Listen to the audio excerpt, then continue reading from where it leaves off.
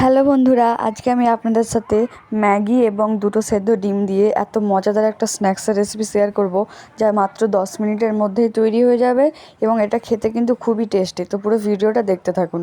প্রথমে আমি ম্যাগিটাকে সেদ্ধ করতে দিয়ে দেবো। আর এটা তো জানেনই আপনারা যে ম্যাগিটা 2 মিনিটে সেদ্ধ হয়ে যায়। এই স্ন্যাক্স রেসিপিটা কিন্তু খুবই একটা ইউনিক স্ন্যাক্স। আপনারা পুরো ভিডিওটা দেখতে থাকুন। আপনারা ভিডিও শেষে দেখতে পাবেন আমি কিভাবে স্ন্যাক্সটা বানিয়েছি। আর যদি কোনো পার্ট স্কিপ করে দেন তাহলে কিন্তু স্ন্যাক্সটা তৈরি করতে পারবেন না। দেখুন আমার ম্যাগিগুলো সেদ্ধ হয়ে গেছে। আমি এখানে দুটো বড় বড় ম্যাগি নিয়েছিলাম। এরপর আমি এখানে দুটো ডিম সেদ্ধ করে দিয়ে দিলাম একই কড়াইতে। ততক্ষণ আমি ম্যাগিটাকে একটু মশলা মাখিয়ে রেডি করে নেব।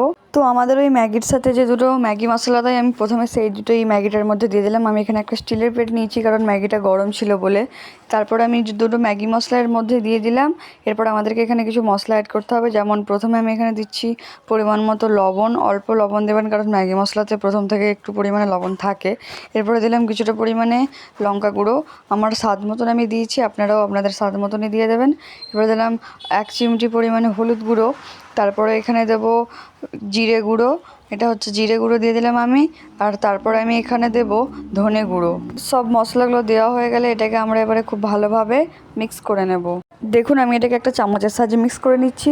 এবারে আপনারা হয়তো অনেকেই আন্দাজ করে ভিডিওটাকে স্কিপ করে দিয়ে চলে যাবেন, কিন্তু এর মধ্যে আসলে আপনারা যখন এটা বাড়িতে বানাতে যাবেন, মানে যখন কোটটা করতে যাবেন, তখনও কিন্তু আপনারা বিপাকে পড়বেন। তো পুরো ভিডিওটা স্কিপ না করে দেখতে থাকুন, কারণ এর মধ্যে অনেক টিপস বলা আছে।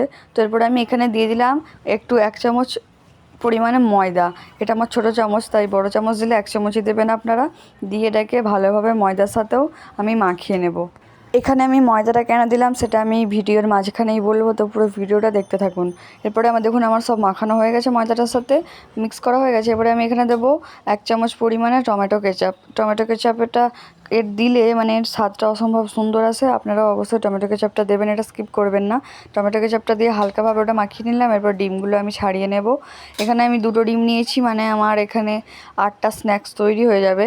আপনারা যদি বেশি স্ন্যাক্স বানাতে চান তো আপনারা 4টে ডিমও নিতে পারেন।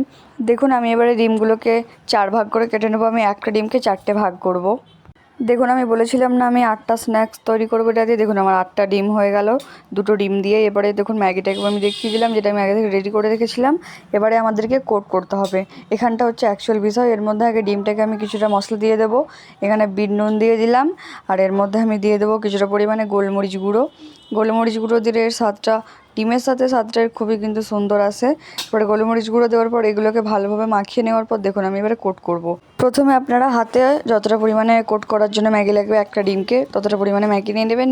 নিয়ে এভাবে এটাকে ছড়িয়ে দেবেন হাতের মধ্যে। দেখুন এবারে মাঝখানে ডিমের পিসটা দিয়ে এগুলোকে একটু মুড়ে জাস্ট হাতে করে একটু মানে চেপে দিতে হবে, যাতে ম্যাগিগুলো লেগে থাকে ডিমের সাথে। আর ময়দা দেওয়ার কারণটা হলো যাতে ম্যাগিগুলো ছেড়ে না যায়। ময়দাটা আমি সেই জন্যই দিয়েছি, কারণ যদি আপনি শুধু ম্যাগি দিয়ে করতে যান দেখবেন এটা ডিমের সাথে আটকাবে না, ছেড়ে যাবে। তার জন্যই আমি এখানে ময়দাটা দিলাম। ময়দার বদলে আপনারা কিন্তু এখানে কর্নফ্লাওয়ারও ইউজ করতে পারেন। দেখুন আমার স্ন্যাক্সগুলো রেডি হয়ে গেছে। এটা দেখতে কত সুন্দর হয়েছে। এবার আমি কিন্তু এগুলোকে একে একে কড়াইতে ভেজে নেব। দেখুন এগুলো কিন্তু কড়াইতে ভাজার সময় কিছু সাবধানতা আপনাদেরকে অবলম্বন করতে হবে। যেমন মানে কড়াইটা কিন্তু খুব ভালোভাবে আপনাদেরকে গরম করে নিতে হবে, না হলে দেখবেন যে কড়াইয়ের যে মানে সারফেসটা আছে ওর সাথে লেগে যাবে এগুলো। তাই খুব ভালোভাবে তেল গরম করে তারপরে কিন্তু আপনারা এটা দেবেন তেলের ভেতরে। দেখুন এটা আমি এবারে একে একে তেলেতে দিয়ে দিচ্ছি। দেখুন এগুলো কিন্তু কড়াইতে এবারে গোল্ডেন ব্রাউন করে আপনাদেরকে ভেজে নিতে হবে। যেহেতু এটা সবগুলি সেদ্ধ উপকরণ আছে তাই বেশিক্ষণ ভাজার কোনো মানে দরকার নেই। যতক্ষণ এই গোল্ডেন ব্রাউন হয়ে যাবে আপনারা তখনই এটা কড়াই থেকে তেল ঝরিয়ে তুলে নেবেন। দেখুন এগুলো কত দেখতে ক্রিস্পি হয়েছে। আপনারা যদি কর্নফ্লাওয়ার দিতেন তাহলে হয়তো এটা আরেকটু বেশি ক্রিস্পি হতো, কিন্তু ময়দা দিয়েও আপনারা করতে পারেন। দেখুন আমার সব স্ন্যাক্স রেডি। এবারে আমি এটাকে পরিবেশন করে নিচ্ছি কেচাপের সাথে। এটা কিন্তু মাত্র 10 মিনিটের মধ্যেই তৈরি হয়ে যায়। আর আপনারা এটা কিন্তু এটা সন্ধ্যের স্ন্যাক্স হিসাবেও খেতে পারেন বা বাচ্চাদের টিফিনেও দিতে পারেন। তো পুরো ভিডিওটা ভালো লাগলে চ্যানেলটাকে সাবস্ক্রাইব করে পাশে থাকবেন। আর আমি আপনাদেরকে ভেতরটা ভেঙে দেখিয়ে দিচ্ছি কেমন হয়েছে। দেখতেই পাচ্ছেন আপনারা। অনেক ধন্যবাদ।